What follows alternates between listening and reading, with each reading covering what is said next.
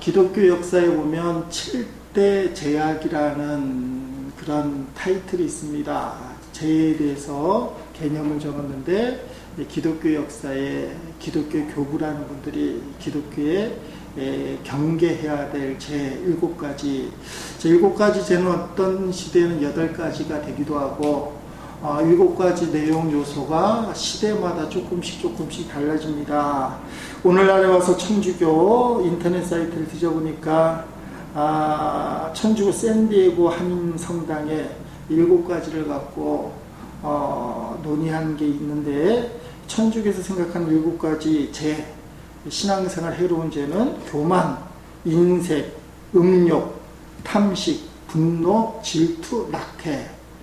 요게 천주교가 꼬집는 오늘날의 7가지 죄야, 이렇게 이야기하고 있습니다. 반면에 개신교의 입장에서는 이제 개신교는 좀 자유롭기 때문에 얘기가 많을 텐데, 천주교 정통에 따르면 교만, 질투, 분노, 탐심, 탐식, 게으름, 정욕, 이렇게 이야기합니다.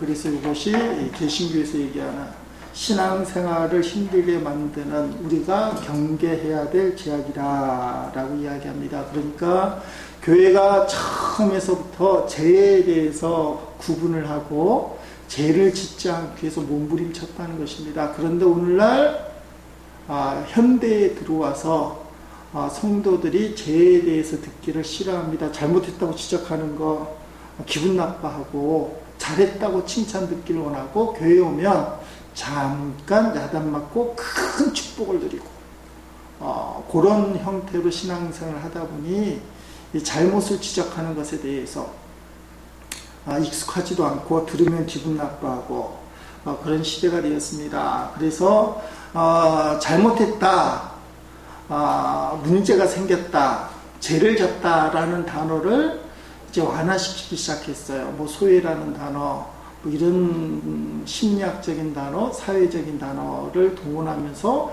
죄를 짓지 않는 것처럼 제도적인 문제고 개인의 성향이 문제인 것처럼 이야기하지만, 인간의 본질적인 불행의 시작은 죄. 그래서 죄에 대해서 우리가 고통스럽게 생각을 해야 됩니다. 아픈 만큼 성숙하기 때문에, 성숙하고 성장하기 위해서는 반드시 대가를 치러야 되는 거죠. 그래서 영원히 살찌기 위해서 필요한 것이 뭐냐? 죄에 대한 어떤 고백 또는 깨달음, 내가 죄인이다 라는 사실을 인정하는 것. 그래서 앞으로 일주일간은 아마 수요일날 가능하면 우리 개신교가 경계해야 될 제 7가지, 이런 것들을 나누려고 합니다.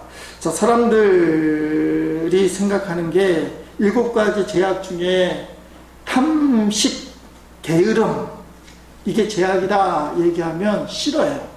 아이, 목사님, 아무리 그래도 그렇지 탐식은 자기 조절을 좀 못하는 거지 그게 어떻게 죄가 됩니까? 나도 요새 그것 때문에 죽겠는데, 다이어트 하려고 하는 게 안 되는데 그건 개인 소양의 문제지 그거 죄가 아닙니다. 게으른 거, 요새는 게으르고 돈 많이 버는 게 똑똑한 사람인데 미련스럽게 개미처럼 일하고 돈도 조금 못 벌면 그거 불쌍한 인생 아닙니까? 배짱이처럼 실컷 놀다가 한번 번쩍이듯이 돈 실컷 벌면, 세상 말로 얘기하면 그게 장땡 아닙니까? 장땡이라는 말을 써서 죄송합니다만 그런 생각을 갖고 있는 거예요. 요한에스의 목사님 지난주에 설교 논의를 하는데 그 논의예요. 자본주의 시대가 되면서 돈을 많이 벌어서 축적하는 것, 땅에 보물을 쌓아두는 것은 예수님이 죄악이라고 그랬어요. 끔찍한 얘기지만 현실이거든요. 필요한 만큼, 그리고 필요한 게 채워지면 이웃들에게 나눠줘야 된다는 게 말씀이에요. 근데 300년 전에 영국의 산업혁명이 시작될 때부터 기독교인들이 기독교의 은혜로, 하나님의 은혜로 사회가 발전된다고 하면서 그걸 잊어버렸어요. 돈을 많이 버는 것이 축복이다, 하나님의 은혜도까지 생각했어요. 또 웨슬리 목사님이 날카로운 게 그걸 지적하는 거야. 돈 많이 버는 게 죄악인 걸 왜 모르느냐. 왜 그게 축복이냐? 돈을 벌었으면 하나님이 나눠주라고 하는 거지. 그거 움켜쥐면서도 더 많이 벌려고 하면서 그게 하나님의 축복이라고 얘기하는 이 잘못된 신앙관에 대해서. 그러면서도 웨슬리 목사님 또 현실적이에요. 없는데도 퍼주면 안 된다. 너의 필요를 채우고 애매모호한 말, 빚을 지지 않을 만큼 저축은 해야 된다. 이게 헷갈리는 거예요. 도대체 빚을 지지 않을 만큼 얼마를 저축해야 될까? 사람마다 틀리지만 보통은 한 10억은 있어야 될 것 같아요. 그렇죠? 요새 시대에 10억은 저축해야 평생 빚을 안 질 것 같은데 그게 기준이 묘해요. 자, 돈을 모으지 마라, 나눠줘야 된다 하면서도 현실적으로 애매한 기준이 빚을 지지 않을 만큼은 저축은 해놔야 되지 않겠냐라는 이제 기준이 이렇게 있어요. 자, 무슨 말을 얘기하고 싶으냐? 탐식이 죄라고 생각합니까? 게으른 게 죄라고 생각합니까? 그런데 청교도로부터 비롯된 우리 기독교인들이 갖고 있는 우리의 신앙생활에서 우리가 경계해야 될 죄의 유형 중에는 탐식이 있다는 거, 탐식. 그 다음에 게으른 것도 죄라는 거예요. 자, 오늘부터 한 끼 먹었는데 라면을 먹고 싶다. 그게 뭐예요? 죄라는 거예요, 죄. 아니, 최소한 교회 전통에 따르면 별로 동의하지 않는 얼굴 붙이긴 하지만 제가 말한 게 아니고요. 기독교 전통이 그랬다는 거예요. 그렇게 성경 말씀에 근거해서 하는 거 아니겠습니까? 다 야식을 포기해야 되는 거라 별로 대답은 안 하긴 하시지만, 자, 사람이 오늘날에 있어서 죄 짓는 것에 대해서 둔감해지고 분위기가 죄를 죄라고 얘기하지 않는, 그 정도면 뭐 어떻게 그게 죄가 되냐라는 분위기 때문에 죄에 대해서 사람들이 둔감하다는 거예요. 그래서 내가 죄인입니다 라는 말을 못해요. 문제는 하나님 앞에서도 못한다. 자, 7가지 죄악을 얘기하면서 첫 번째 교만인데, 왜 교만이 첫 번째냐? 교만은 모든 죄의 어머니다. 토마스 아퀴나스라는 그 신학을 대성한 위대한 학자인데, 토마스 아퀴나스가 그 말을 했어요. 교만이야말로 모든 죄의 어머니다. 그 다음에 생기는 탐심, 게으름, 종욕, 질투, 분노도 교만 때문에 비롯된다. 그러니까 그 사람이 교만만 안 했으면 다른 죄를 짓지 않을 확률이 높다는 거야. 다른 죄를 짓는 걸 보니까 교만이라는 것이 그 속에 있기 때문에, 교만하기 때문에 분노하고, 교만하기 때문에 싸운다. 그렇게 생각하는 겁니다. 자, 오늘 본문은 우리가 잘 아는 이야기입니다. 바리새인과 세리의 기도 내용 이야기. 여기서를 통해서 우리가 교만의 특성과 결과, 교만이 어떤 특징이 있고 결과는 무엇인가. 저 교만의 첫 번째 특징은 자기중심적이다 라는 거예요. 따라합시다. 자기중심적이다. 그러니까 자기밖에 모른다 이 말이죠. 자, 9절 말씀 보니까 이 비유, 그러니까 예수님 바리새인과 세리의 비유를 얘기하시는데, 비유의 대상, 이 말을 들어야 될 대상들의 특징이 나옵니다. 9절 말씀 읽어보겠습니다. 또 자기를 의롭다고 믿는 다른 사람을 멸시하는 자들에게 이 비유로 말씀하시다며. 자, 자기를 의롭다고 믿고 다른 사람을 멸시하는 사람들이라고 이야기하고 있습니다. 자기 스스로 의롭다고 생각하는 사람, 내가 이 정도면 됐다고 생각하는 사람, 이 사람들이 문제가 된다는 거예요. 스스로 의인이라고 생각하는 사람. 여러분, 스스로 괜찮다, 스스로 나는 의인이다 하는 거, 나는 하나님의 아름다운 결장품이다, 나는 행복한 사람이다, 이게 문제가 되진 않아요. 목사님도 설교 그렇게 하잖아요. 당신은 이 세상에 하나뿐인 하나님의 위대한 작품이다. 그러니까 나는 이 세상에 하나밖에 없는 하나님의 걸작품이다. 자, 이런 것을 자존감이라고 얘기할 수 있는데, 긍정적인 자존감이 사람들에게는 나쁘진 않아요. 자, 문제가 되는 게 어떤 게 문제가 되겠습니까? 병적인 자존감. 어떤 자존감이냐? 자기만 사랑하는 거. 그것이 문제가 된다는 사실입니다. 여러분, 오늘 본문에 나와 있는 이 바리새인이 왜 교만한 사람이냐? 자존감 정도에 멈추면 그건 건강한 거예요. 그 정도 건강이 있어야 우울증도 안 걸리고 자살하지도 않지만, 이 자존감이 뛰어넘어서 남을 비교하기 시작하고, 남을 원망하기 시작하고, 남을 모략하기 시작하고, 중상하기 시작하면 그때부터 자존감이 아니라 교만이 되고 만다. 그래서 자기 숭배와 같은 삶, 나밖에 없다라고 생각하는 그런 삶을 살 수 있다는 것입니다. 어떤 사람은 이런 얘기를 했습니다. 사브나 롤라라는 신부가 15세기 때 한 말인데, 교만이라는 것은 자기 자신만이 즐길 수 있는 병이다. 요새 말로 하면 왕자병, 공주병, 이게 교만 중에 하나인데, 자기 자신만이 즐길 수 있는 병이다. 그러니까 하나님이 없다는 거예요. 이웃도 없다는 거예요. 이 롤라라는 신부님이 이 성당 신부가 되어서 새로운 임지에 갔습니다. 그 당시는 다 천주교 세상이잖아요. 15세기 유럽이. 예, 그랬더니 그 성당 그에 있는 이 마리아상 있지 않습니까? 입구에 들어가 보면 늘 천주교에는 성당이 마리아상이 서 있고 이쁘게 굴같이 만들어 놓고 이렇게 잘 조성을 해놨습니다. 화사하게 하얀 석고상으로 대체로 마리아상이 서 있잖아요. 그런데 정각하게 그 시간이 되면, 그 시간은 표현이 안 돼 있는데, 예를 들면 낮 12시만 되면 어떤 나이 많은 여인이 와서 거기서 성모 마리아께 묵상 기도를 하는 거야.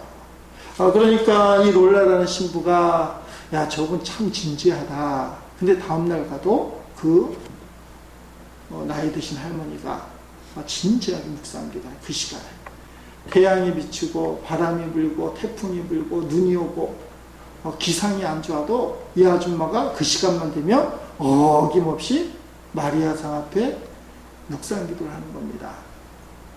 어느 날인가 그 동료 신부를 만나게 되어서 그 아주머니 얘기를 하는 겁니다. 자네 그 신부 그 아주머니 봤나? 참 믿음이 대단한 분이야. 신앙이 뜨거운 분이야. 진지한 분이야. 이 롤라 신부가 그렇게 아주머니를 자랑했더니 다른 신부, 자네 아직도 그거 모르나? 도대체 뭘 모르라는 거냐? 물어봤죠. 그 아주머니에게는 사연이 있다는 거예요. 사연.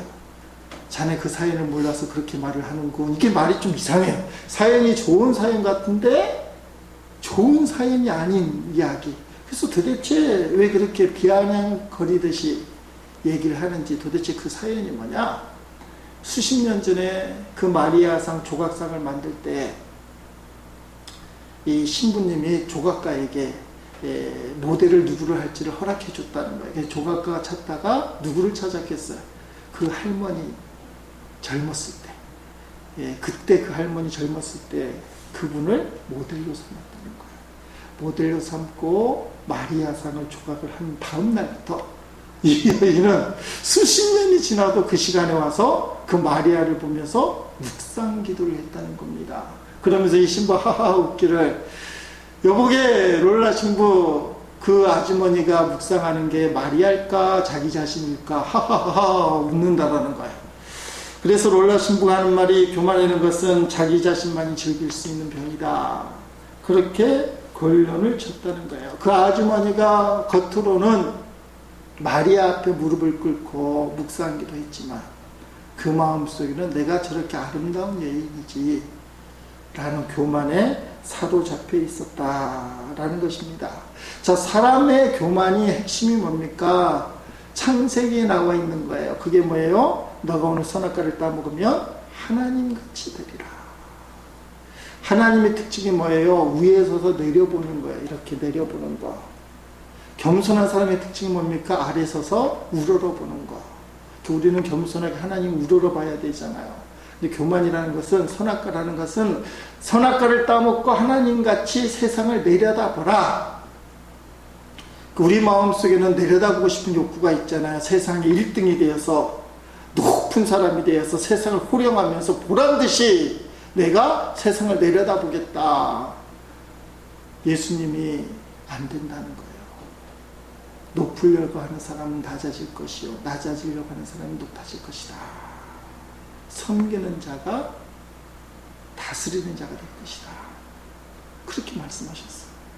자, 세상은 우리에게 교만을 심어주는데 선악과를 따먹은 아담과 하와에게 뱀이 따먹으면 하나님처럼 되리라. 너는 높아져서 세상을 호령할 것이다. 사람들이 너를 존중할 것이다. 이렇게 이야기합니다. 그 핵심은 뭐예요? 자기 중심이에요. 내 말을 들어야 된다는 거예요. 자기가 최고라는 거예요. 북한 말로 하면 최고 존엄. 최고예요. 그 밑에나 위에는 아무도 없어요.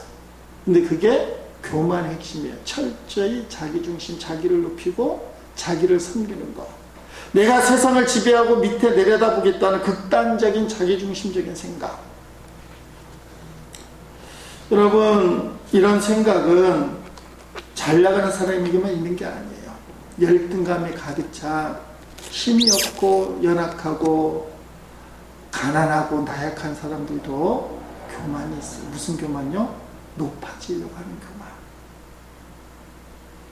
좀 비유가 이상하긴 하지만 월요일날 모임 가질 때 어떤 목사님이 사모님하고 신앙의 차이가 있어서 갈등을 느낀다 그랬어요. 갈등을 느낀다.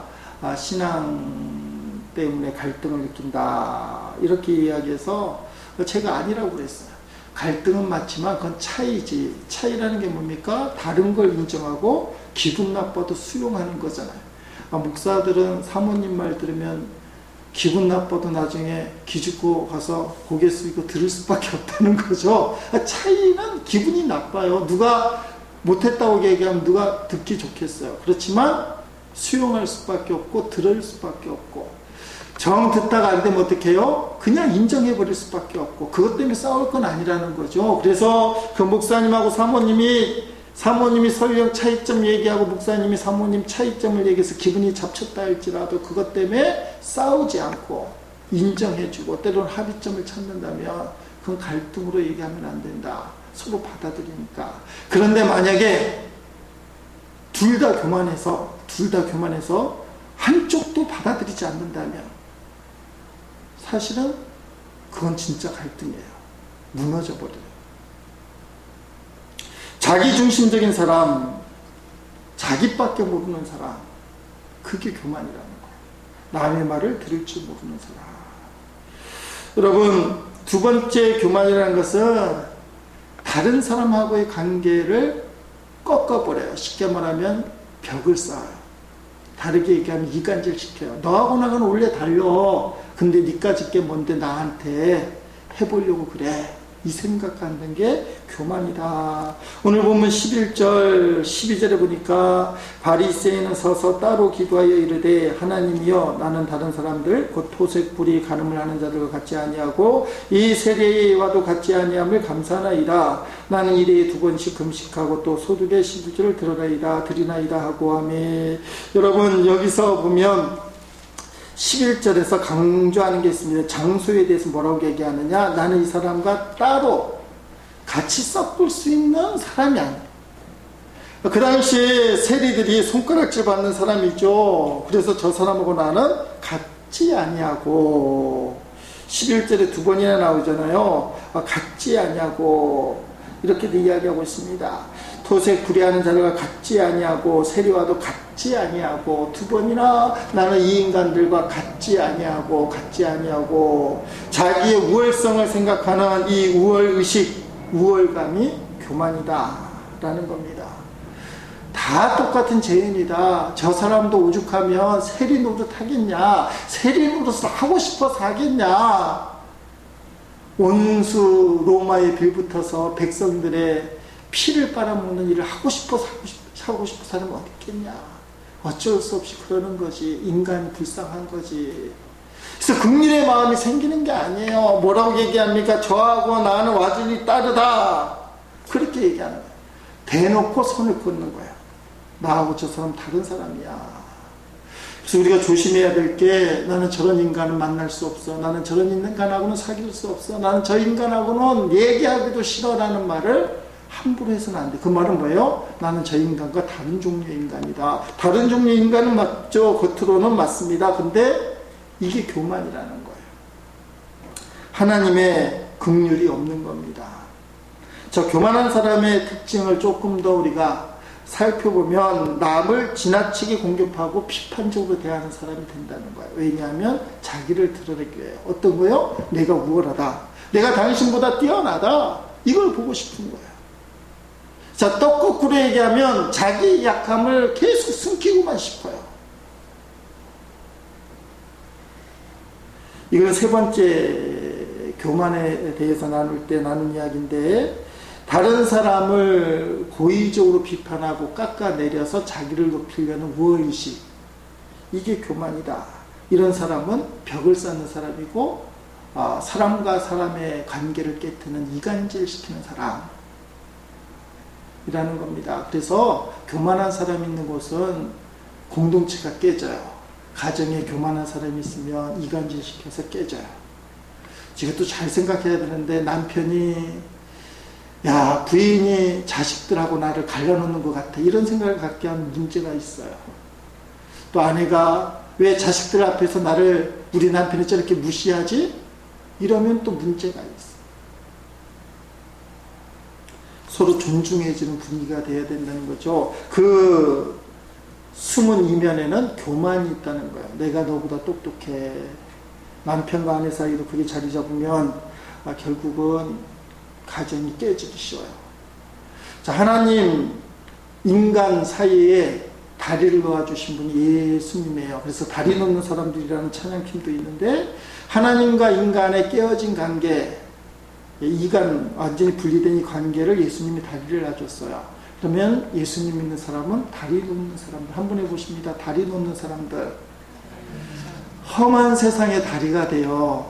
요새 이 노래 안 부르는데 옛날에 엄청 불렀잖아요. 막 노래 부르면서 눈물도 흘리고 복음성가와 비슷하게 하면서 험한 세상의 다리가 돼요. 성도들이 사람과 사람 사이에 다리가 돼요. 그래서 연결해 주는 거.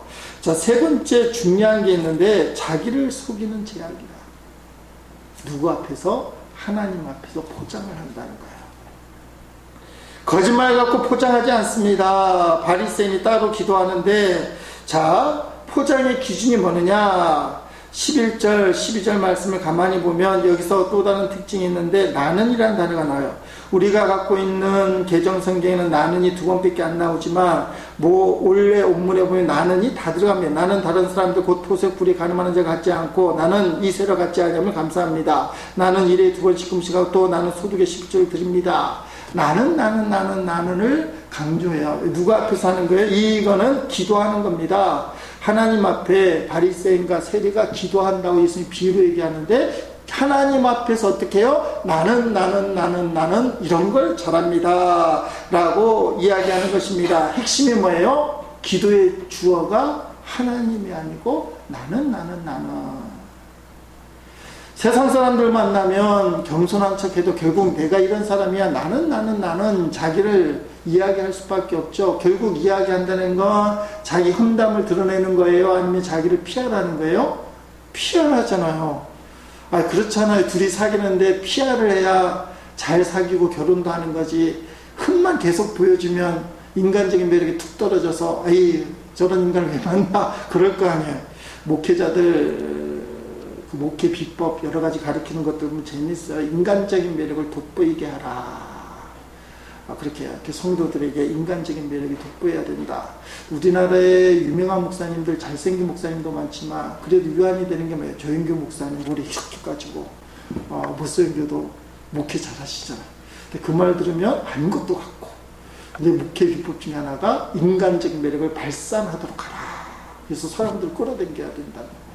근데 뭘 모르는 거죠? 영적인 매력이 더 중요한데, 영적인 매력도 갖추고 인간적인 매력도 갖춰야 된다.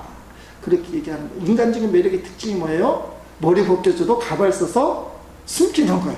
그래서 그럴듯하게 보이는 거예요. 늙어 보이는 거, 젊게 보이는 거예요. 자, 문제는 뭐예요? 이게 기도 비유인데 하나님 앞에 뭐예요? 가발 쓰고 화장하고 잘난 척하는 거예요. 그게 기도다? 아니면 피알이다? 사람 만나서는 이해가 되잖아요. 사람에게 잘 보인다는 것은 예의이기도 하고 나름대로 예절이기도 합니다. 그렇잖아요. 어른 만나러 가면서 슬리퍼 끌고 가서 이렇게 하면서 안녕하시오 하면은 큰일 나죠. 예절 지켜야 되죠. 근데 하나님 앞에서 더 중요한 거는 기도할 때에, 오늘 본문이 기도 비유니까 기도의 주어는 누가 되나 따라합시다. 하나님.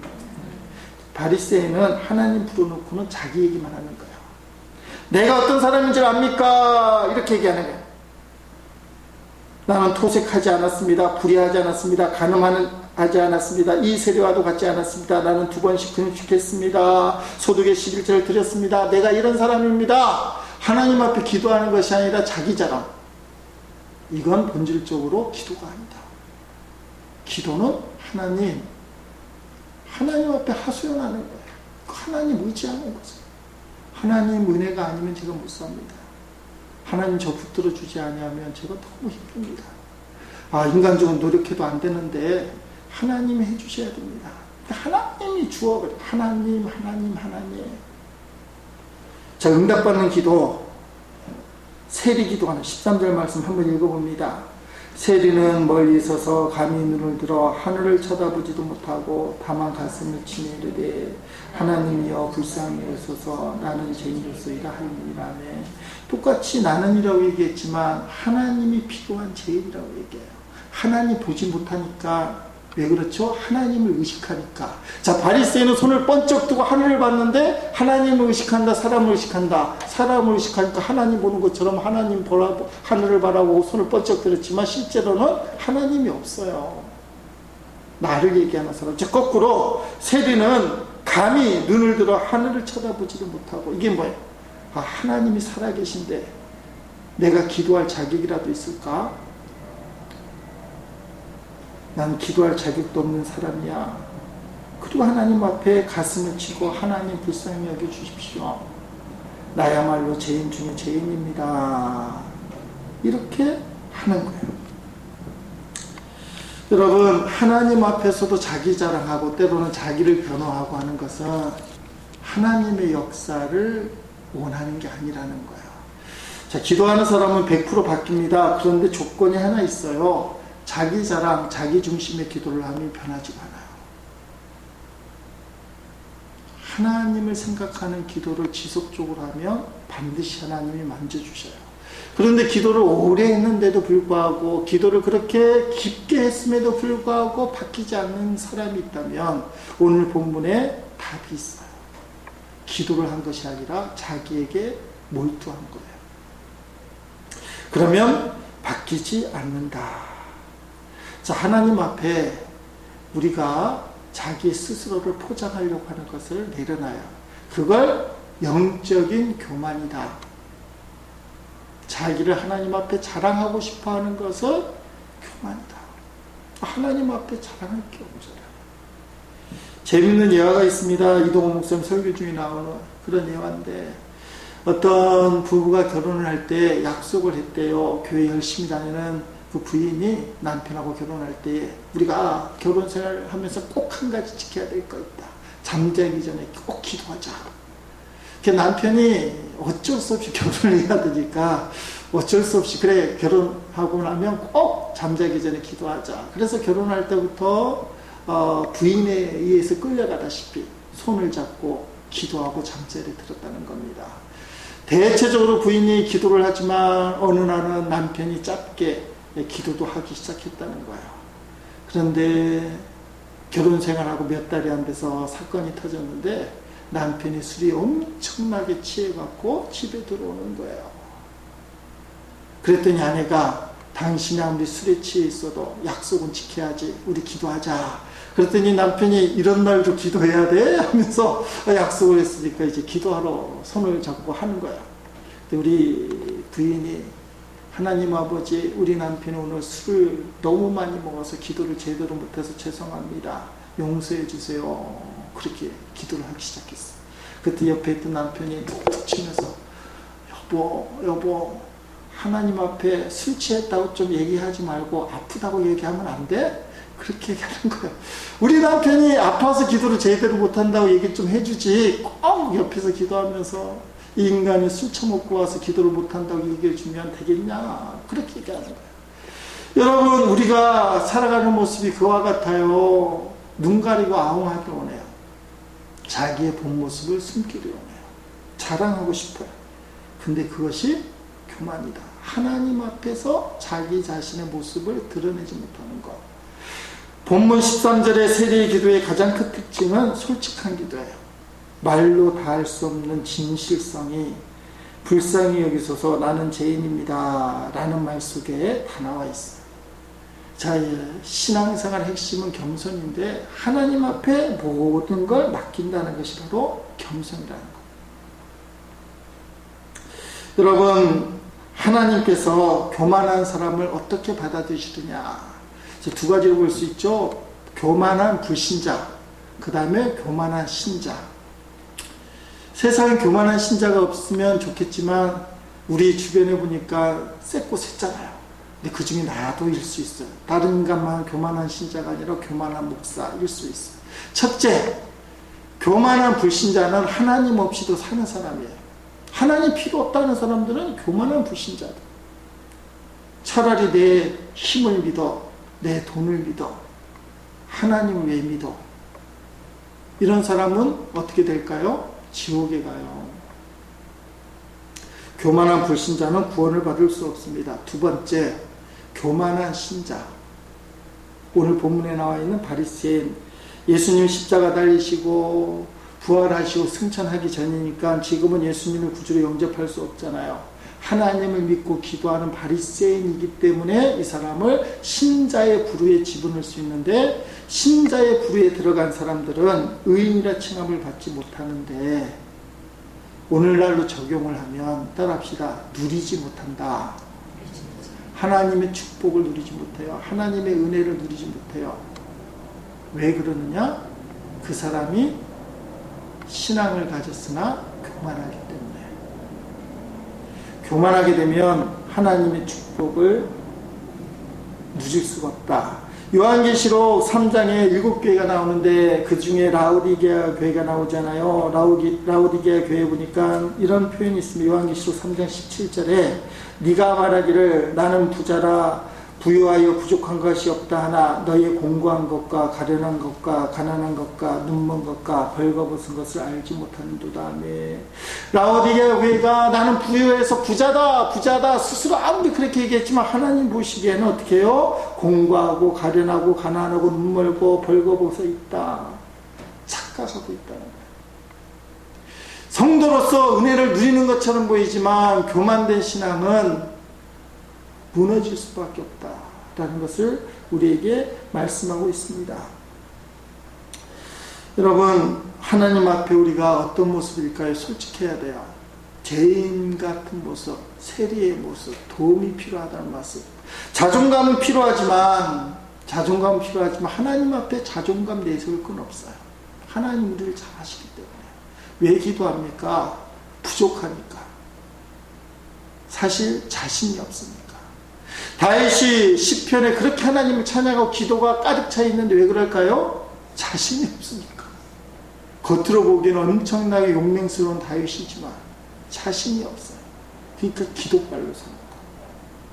기도 많이 하는 사람일수록 사실은 자기 힘으로 살 힘이 없기 때문에 하나님의 힘으로 살려고 기도하는 거예요. 제 거꾸로 얘기하면 하나님 앞에 기도하지 않는 것은 교만이라는 거예요. 기도할 때 하나님의 도움을 구해야 됩니다. 하나님, 나를 불쌍히 여겨주십시오. 세리의 기도, 멀리 서서 감히 믿는 들어 하늘을 바라보지 못하고 가슴을 툭 뭉치면서 주님, 나를 불쌍히 여겨주십시오. 나는 죄인입니다. 이게 기도의 자세, 겸손한 자의 모습이 된다. 자, 교만한 자의 특징을 이야기했습니다. 자기중심, 자기밖에 몰라요. 남을 생각하지 않고 자기를 드러내려고 남을 깎아내려요. 두 번째는 다른 사람과의 벽을 쌓는 겁니다. 우월감에 사로잡혀요. 세 번째는 하나님 앞에서도 자기를 속이는, 포장하려고 하는 그런 태도. 이게 교만인데 성경이라고 보기는 우리가 찾는 교회의 전통에서 이렇게 성경을 근거로 하는 얘기니까 이런 교만은 뭐라고요? 죄악이다. 그래서 고쳐야 될 것이다. 하나님 앞에 겸손한 자로 설 수 있는 우리 모두가 되기를 주의 이름으로 축원드립니다.